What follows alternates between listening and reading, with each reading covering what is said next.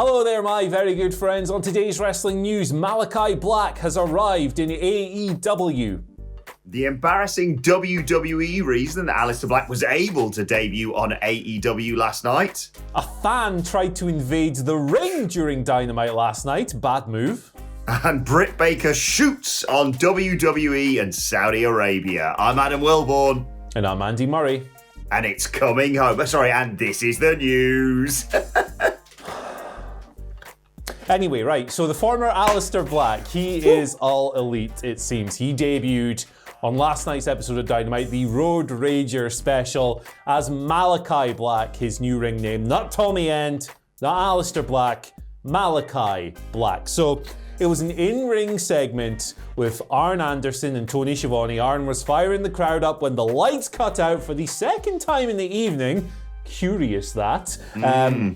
When they came back on, who was standing in the ring but Malachi Black, who knocked the crap out of Arn Anderson with the kick we used to call the Black Mass. Don't know what that's called now. But then Cody Rhodes got involved as well, because that's what you do when you debut at AEW, isn't it? You beat Cody up. So many people have done it, from Brody Lee to the Butcher and the Blade. But Cody came in and he got a taste of the boot himself, another Black Mass for him. And Malachi left standing in the ring. He had a little bit of face paint down the side of his cheek. He had the one contact lens that he had in his last few WWE appearances. And while AEW haven't done the Is All Elite graphic thing on Twitter yet, you can only imagine it's a matter of time, because they've already released a t-shirt for the guy and everything else. So this comes on, well, probably like 7 or 8 hours after Black released a vignette that he'd self-produced, presumably. He's in a mental asylum. It's like 4 or 5 minutes long. He introduces his new ring name. He kills a couple of dudes. It's very Lucha Underground. It's probably the most Lucha Underground thing I've seen since Lucha Underground stopped being a thing.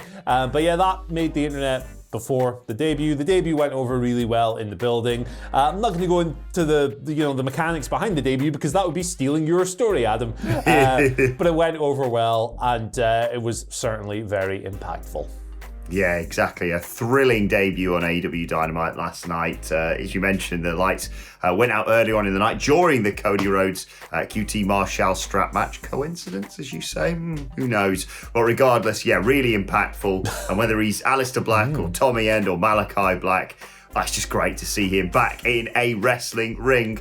But I'm going to jump ahead now, Andy, straight to my story, because I'm in a giddy mood, obviously, today. But this actively made me go, ha! When I read it today. Because you may be thinking, wait a second. I know we were talking about Aleister Black a while ago, or speculating maybe him and that story around someone negotiating getting out of their WWE 90-day no-compete clause early. Well, it turns out that wasn't the case, because WWE are completely incompetent, basically. And it's a clerical mistake, an embarrassing clerical mistake, that has led to this being able to happen. He was, of course, released, Aleister Black that is, on the 2nd of June. That should mean, with the 90-day no-compete, the 31st of August is the first time you can see him for any other promotion.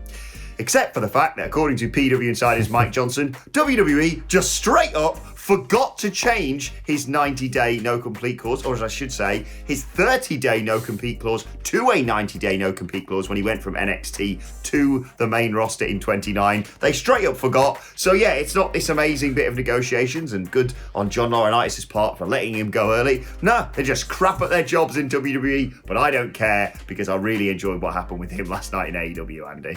Yeah, that's kind of wild, isn't it? That's kind of wild that something like that would slip through the net. But in major organizations, I guess, where you have hundreds and hundreds of employees, mistakes are going to get made every now and then. So it's just kind of weird. Usually, a clerical mistake, you think, someone's put the wrong day of the week on this minute of the meeting or whatever. Or, what do you mean you didn't get any sugar in my coffee when you went to Starbucks, So it's kind of strange to see this materializing in the real world. But hey man, it's good for Malachi Black, isn't it? He can get back to work straight away. He doesn't need to sit around for another 2 or 3 months or whatever. He can just go in there, get back to wrestling, what he wants to do, what he does best. Good, like, if I was him, I would be absolutely delighted about this clerical mistake. So, fair play. Was I the only one thinking, Andy? That's why they wanted to re-sign him, so they could fire him, but with a 90-day no-compete clause this time. Imagine, you're back. Oh, no, here's another 90 days. See you later, pal.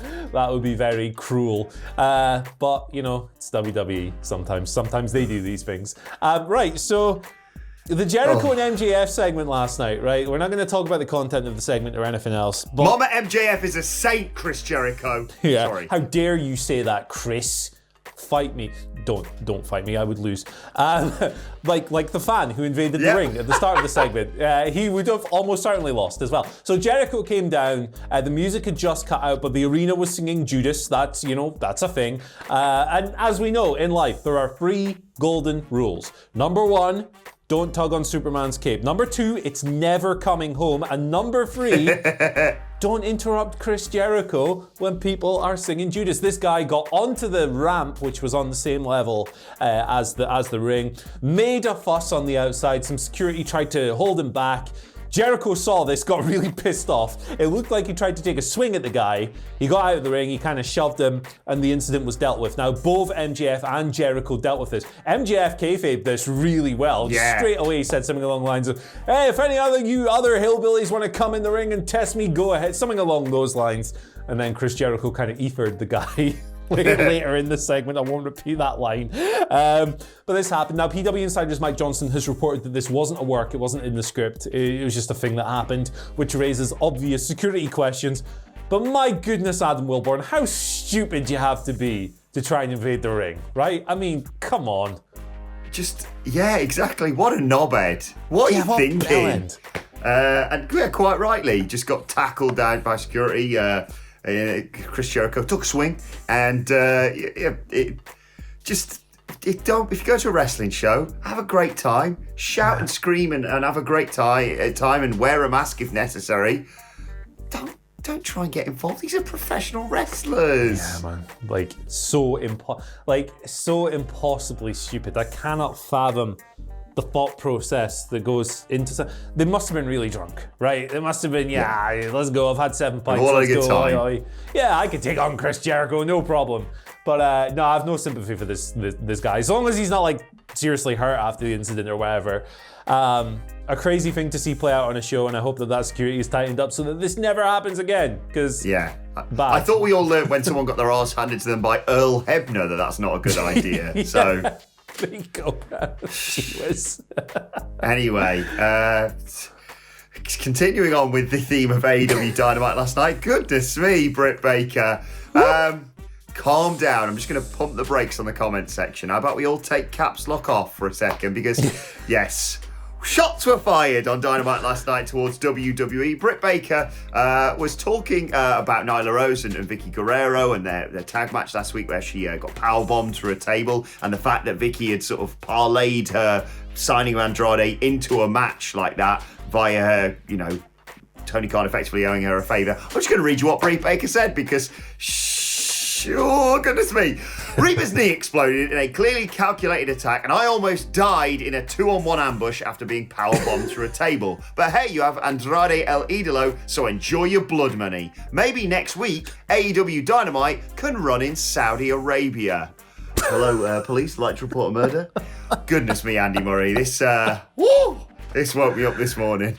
Oh man, yeah, I'm sure a lot of people are going to have a very normal one over this, like they had with the Eddie Kingston thing the other week. But hey, listen, you know my stand. I like stuff like this. I think it's fun. You know what? It was fun when Shotzi Blackheart did that thing with the bed after Chris Jericho's fall. Right? And you know what else would be fun? If Paul Heyman or Roman Reigns on this week's episode of SmackDown made a comment about a fan coming in the ring or something, right? This stuff is fun. I swear to goodness, the wee guys who complain about this stuff and go, you can't do this, you can't talk crap about other promotion. I swear to God, none of you would have ever survived a day during the Monday Night Wars. This stuff is petty, it's bollocks, it's completely unnecessary, but it's good banter. More of this, please. And hey, listen, if you don't want to be ribbed for making questionable business dealings, don't make questionable business dealings. Simple. It's really easy.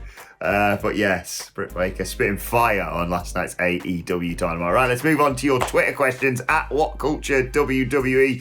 First question today comes from Silverblade, who says, in light of this amazing Euros tournament, what is one wrestler versus footballer matchup you would love to see? Silverblade's is Zlatan Ibrahimovic versus Marco Stunt. Have the Euros really been amazing, Silverblade? Amazing?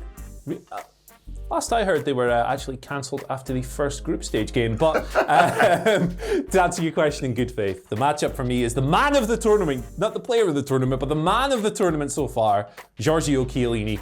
Versus the only, because he's the only man in the world who could probably silence MJF with a little headlock and a ruffle of the hair. Him and MJF, that's my pairing. We were talking before this about who we were going to pick. Sergio Ramos, who's a particular favourite of all of us at well, apart from you and all of us at WhatCulture. Yeah. Him versus Jungle Boy in the best babyface versus heel dynamic you'll ever see might be a good one. Or I've just thought, Andy, what about Dexter Lumis versus Pepe? Oh my days, what a match that'd be. I've got one for you. Ray Phoenix versus Raheem Sterling to see who the better diver is. Stonewall penalty for me. Second question today comes from Kentucky Beaver Slap, who says, with Justin Roberts introducing the Pinnacle Inner Circle match as a trios match instead of a six-man tag, are we getting trios titles before the end of the year, Andy Murray? I'll pop myself with my own bad joke. Yeah, I think we will. Cody Rhodes on his last media call was like, he didn't even bother hiding it. He was like, yeah, we might be introducing some new titles. Hint, hint, we've got a lot of factions in AEW. So I think we will see it sooner rather than later. You've got an extra hour of television coming in from next month. Yeah. You need to you need some stuff to fill that extra hour.